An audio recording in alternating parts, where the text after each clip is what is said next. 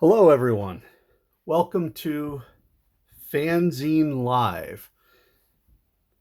My name's Tom Felrath. I am a self-publisher of different types of zines and comics, um, starting with the likes of Heroic Heroes Past, Heroes Now, my follow-up anthology, Strange Times, which is kind of my catch-all for everything related to comics that is not hero related. And I've got a couple mini comics, Hologram, story of a man who is turned into I guess, a living ghost of sorts. Something in the Water is more of an eco uh, experiment, almost a slice of life type thing. And then my latest construct is FANzine. This is the first issue, FANzine 1, and that is talking about things that I have enjoyed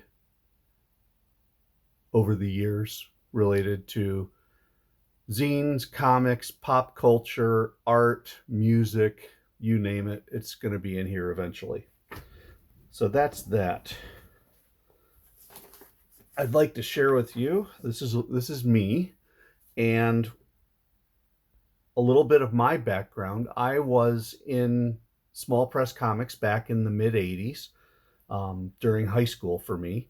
And it was a wonderful time back in those 1985 to 88 period. Uh, Tons of amazing comics being made, a really wonderful environment. And so I'm going to be talking about that. But I got out of comics basically when I went to college, in my senior year of high school. And then when I went to college, I pretty much dropped this stuff cold and didn't get back into it until about 2021. And have since gotten back in with a vengeance, as you can kind of see with all the zines that I put out of late. So it's been fun getting back into it. I have a little bit of a mixed understanding of where things are at. I have a big blind spot in the middle of my history, but I know a whole bunch of stuff about stuff from the 1980s, and I'm now catching up very quickly with stuff that's happening today.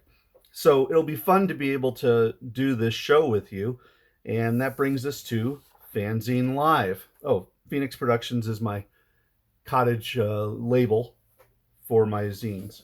So that brings us to FANzine Live. And basically what I'm going to do is try to take the flavor of FANzine and turn it into a video series. So let's talk about what my goals are for the FANzine series, FANzine Live. First one, of course, is sharing my love of small press comics and zines. I'm not going to do any of the other types of multimedia that I know of through that I would do through FANzine.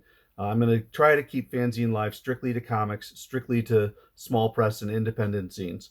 I'm going to go with short and concise overviews and reviews. I've noticed that the likes of the cartoonist kayfabes and the like, they'll spend 20 minutes to an hour dissecting an individual book. And truthfully, a lot of these zines don't warrant an hour's worth of coverage. I mean, for example, this is Something in the Water. It's 8 pages. I've got a page of commentary, and that's about it. I don't know how I could spend an hour on that. So I'm not going to. We're going to keep them short. We're going to keep them concise. I do want, however, to expose everybody to different types of zines. I do have a library of older material, and I'd like to go through some of it. This series actually is going to allow me the excuse to go and open up the library and look at some of the older stuff and share some of that with you, because there's some amazing older work. There's also some incredible brand new material, and I'm going to be sharing that as well. And then lastly, I have been awful at promoting my Phoenix Production zines to the level that they really deserve. And so I'm going to be spending some time talking about those as well, and the amazing creators with whom I've been working. Just some amazing, amazing people, some so talented artists, using all sorts of different methods, be it computer, be it the traditional ink and pen and Bristol board methods. They're making some just incredible, incredible work, and I want to be able to share that with you. Lastly, we're going to talk about the frequency. My goal is that after I get this initial video complete, that I'm going to try to get into a more or less, hopefully, weekly rotation. And that weekly rotation is going to have one older material zine on one video, a brand new material zine or comic in another video, and then lastly, a Phoenix zine. Um, and that should carry me for quite a few months because I have a number of Phoenix scenes that I can talk about. So my goal is if I can get 3 of these short videos out in a week, you guys are going to have plenty to look at. I'm going to have plenty to do, and I'm still going to have time to be able to create and write and do all those things. So I'm really excited about that. This is going to be a lot of fun. I've never tried anything like this before. So it's kind of the DIY of the small press world and then turning it into the video world. But speaking about DIY and small press, I thought it would be fun to start just by talking about what are the types of zines that you can do. And we'll start with the basics.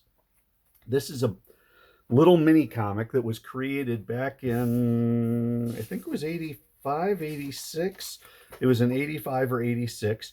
I wrote it. My friend Matt Kanarakis from Synapse Comics out in Massachusetts, he put it together. And of course, his design sense far outpaces my ability. But what we thought we would do is we went to a show called the Boston Sunday Funnies. It was just a hotel room show like so many that you've seen, especially back in the 80s. And we set up a table with a number of our friends from the old Mass Press, which was a loose alliance of publishers, of self-publishers from Massachusetts and the Boston area. And we handed this out as freebies to people who were more familiar with the likes of Spider-Man and the sorts. What I wanted to do was show you how, first off, how it looked. You can see it's just one piece of paper and you fold it over and cut it, and that's it. But what I really wanted to do was show you this, because this is the basics of how one makes the mini comic. And the mini comic is really, in my mind, the basis for starting into self-publishing. It's inexpensive, it's easy to do, it's a short strip that you can do, only 8 pages. And so you can see how it's done. All a mini comic is one 8.5 inch by 11-inch piece of paper that has been photocopied on both sides. You fold it into 4 sections. You can see how you do it, and they show Matt shows how to do the folds, how to do the cuts. You cut it in half, and then you staple it right there on the spine. And there you have it, an 8-page mini comic. So that's kind of cool. And I'm going to have a link for this toward the end of the video. Lastly, it can get much, much, much more detailed. And this is, speaking of the latest zines that are out, this is a glorious magazine that Jim Rugg from Cartoonist Kayfabe used, that he created, called 1986. And he does a full scan of the year of 1986 with all sorts of imagery, all the way from Tony Lorenz's John Tar to Art Spiegelman's Mouse, The Dark Knight Returns, and everything else that happened in 1986. But he also put in, and I was thrilled to see this, he put in Jim Pack, the late Jim Pack, a piece that he had in Comet Tales, how to print and publish your own comic magazine. And he goes all the way from the basics of the 8.5 folded and stapled, the 8.5 by 11 folded and stapled, to doing a more mechanical size page layout, different sizes, and it goes all the way through, then getting into panel design and construction, talking about penciling, inking, layout, then going into some corrections and paste ups. And you can see it just goes all the way through. He talks a little bit about some of the costs. Of course, the costs are slightly higher these days than they were back when he made this zine. Stapling, collating, trimming, and then how to go about selling it. So it's really pretty cool. And I'm not going to, it's much too much to go through and try to read every single page to you, but this is a really great example of how to print and publish your own comic magazine. And this was done back in the 80s. So basically, the information provided is as useful today as it was back then. I also note that they had that Rugg threw in a reproduction of the cover to Small Press Comics Explosion #6. He overlaid it with Sergio Aragones Gru, but SPCE, as we call it, SPCE, was the organizing principle for so many of us as it related to small press comics back in the day. So this is a great zine. I really recommend it highly. And I'm going to, just so you can take a look at your own copies, I'm going to put these QR codes down and let them sit for a few seconds.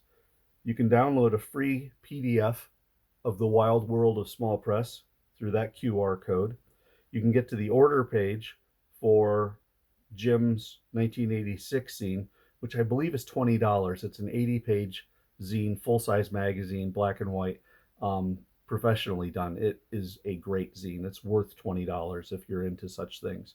But please go ahead and scan the QR codes for either of these. Feel free to pause the video and grab those scans. All right. And so with that, I think we're done. Welcome, everybody. I'm excited to get started. Let's see where this thing takes us.